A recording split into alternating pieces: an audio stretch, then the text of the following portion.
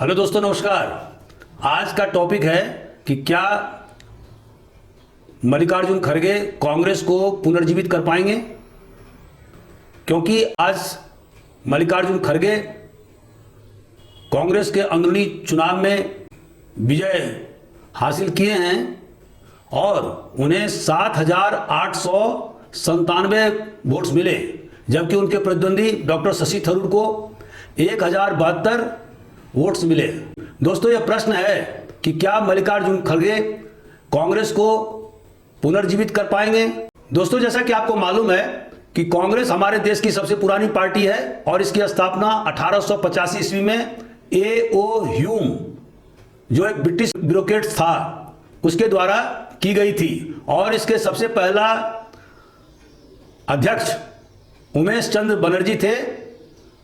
दूसरा अध्यक्ष दादा भाई नौरोजी, जिसको grand old man of India भी कहते हैं, और तीसरा अध्यक्ष बदरुद्दीन तायब जी थे।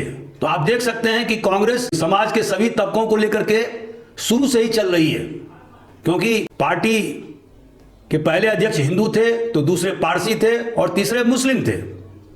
हालांकि सर सैयद अहमद खान ने मुसलमानों को कांग्रेस पार्टी के सदस्य बनने से रोका था, लेकिन बहुत सारे जो राष्ट्रवादी मुसलमान थे वह नहीं माने और बहुत बड़ी तादाद में मुसलमान भी कांग्रेस के सदस्य आज़ादी के पहले और आज़ादी के बाद में रहे हैं। अब प्रश्न यह उठता है कि दोस्तों, जिस तरह से लैंडस्लाइड विक्ट्री मल्लिकार्जुन खड़गे को प्राप्त हुई है, उसका प्रभाव भारतीय राजनीति पर और खास करके कांग्रेस पर क्या पड़ेगा।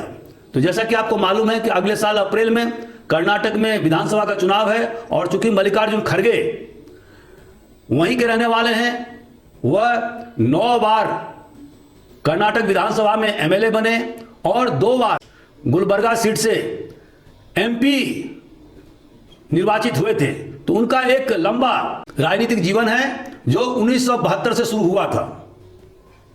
इसी तरह से डॉक्टर शशि थरूर तिरुवनंतपुरम के 3 बार से लोकसभा के सदस्य निर्वाचित हुए हैं और करीब 28 साल तक वह यूएनओ में कार्य करते रहे थे। उन्होंने सेक्रेटरी जनरल के लिए भी चुनाव लड़ा था, हालांकि वो हार गए थे। तो उनका भी एक लंबा अनुभव है। अंग्रेजी, हिंदी और मलयालम पर उनकी जबरदस्त पकड़ है और बहुत सारे किताब उन्होंने विभिन्न विषयों पर लिखे हैं। तो उनकी विद्वता को कोई चैलेंज नहीं कर सकता। हालांकि इस चुनाव में उन्हें उतना ज्यादा वोट नहीं मिला जिसकी आशा थी। दोस्तों, अगले वर्ष के कर्नाटक चुनाव में इसका जबरदस्त असर देखने को मिलेगा। दूसरा, मल्लिकार्जुन खड़गे गुलबर्गा सीट से हमेशा विजय होते रहे हैं। गुलबर्गा भौगोलिक दृष्टि से अगर आप देखेंगे तो आंध्र प्रदेश, तेलंगाना और कर्नाटक के ट्राई जंक्शन पर स्थित है। तो इसका असर आसपास के इलाके, खास करके आंध्र प्रदेश और तेलंगाना के क्षेत्र में भी पड़ेगा, जहां पर कि कांग्रेस का लगभग सफाया हो गया था। और जिस तरह से राहुल गांधी की अभी पदयात्रा चल रही है और आंध्र प्रदेश के लोगों ने जिस प्रकार से उन्हें जबरदस्त ढंग से स्वागत किया, उससे पता चलता है कि मल्लिकार्जुन खड़गे के कांग्रेस अध्यक्ष निर्वाचित होने से इन क्षेत्रों में, खास करके आंध्र प्रदेश, तेलंगाना और कर्नाटक के इलाकों पर जबरदस्त प्रभाव पड़ेगा और कांग्रेस पुनर्जीवित हो पाएगी। दोस्तों, जैसा कि आपको मालूम है कि मल्लिकार्जुन खड़गे दलित वर्ग से आते हैं और उत्तर भारत में, खास करके यूपी में आप देखेंगे कि वहां पर दलित की संख्या 22% है, पंजाब में तो 32% है। तो मेरा अनुमान है कि अगर कांग्रेस सही ढंग से इलेक्शन उत्तर भारत में लड़ती है तो यहां भी उसे जबरदस्त समर्थन प्राप्त होगा। और जिस तरह से यूपी में कांग्रेस का सफाया हो गया है, तो वहां भी पुनर्जीवित होने की संभावना है। और अभी कांग्रेस ने बृजलाल, जो कि एक दलित समाज से आते हैं, उन्हें अध्यक्ष भी बनाया है। तो इसका असर उत्तर भारत पर भी पड़ेगा। दोस्तों, यह 7वीं बार है जबकि कांग्रेस के अंदरूनी चुनाव हुए।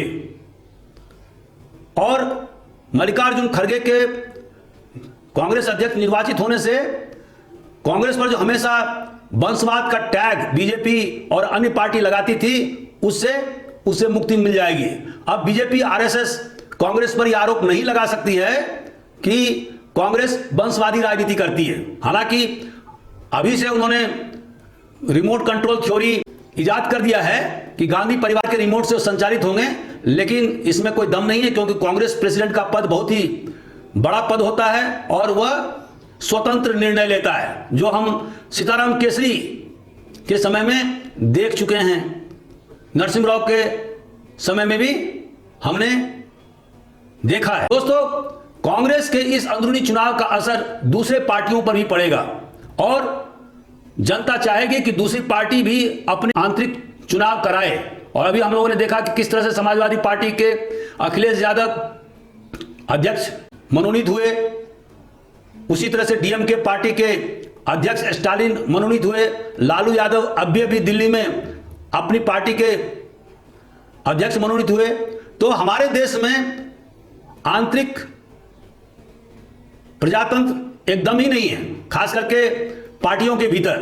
और पार्टियां कुलीन तंत्र, जिसको अंग्रेजी में ओलिगार्की कहते हैं, उसमें कन्वर्ट हो गई है। कांग्रेस पार्टी में आंतरिक चुनाव होने से दूसरी पार्टियों पर भी इसका दबाव पड़ेगा और वह आंतरिक चुनाव कराने के लिए मजबूर होंगे, हालांकि उसमें समय लग सकता है। दोस्तों, कांग्रेस को पूर्णकालिक अध्यक्ष मिलने से कांग्रेस के कार्यकर्ता उत्साहित होंगे, उनमें नवजीवन का संचार होगा। कांग्रेस अध्यक्ष लगातार कांग्रेस मुख्यालय में बैठेंगे, उनका कांग्रेस वर्कर के साथ परस्पर विचार विमर्श होगा और इससे कांग्रेस में एक नए ऊर्जा का संचार होगा। जैसा कि आप जानते हैं कि पूर्ववर्ती कांग्रेस अध्यक्ष श्रीमती सोनिया गांधी काफी अरसे से बीमार चल रही थी और वो समय नहीं दे पा रही थी संगठनात्मक कार्यों के लिए। अब मल्लिकार्जुन खड़गे, जो विभिन्न पदों पर रहते हुए अब कांग्रेस के अध्यक्ष बने हैं, उनके पास में लंबा राजनीतिक अनुभव है। वो दलित वर्ग से आते हैं, वह एक मजदूर का बेटा है और 1972 से उन्होंने अपनी राजनीतिक यात्रा शुरू की। राज्य में मंत्री भी रहे, केंद्र में भी वो लोकसभा में विरोधी दल के नेता रहे, राज्यसभा में भी विरोधी दल के नेता रहे। तो उनका लंबा अनुभव है और इससे कांग्रेस को निश्चित रूप से फायदा पहुंचेगा। तो दोस्तों, आज का वीडियो कैसा रहा, आप इस पर अपना टिप जरूर अंकित करें। अगर आप किसी अन्य विषय पर वीडियो चाहते हैं, देखना पसंद करते हैं, तो जरूर मुझे लिखें। Thank you very much.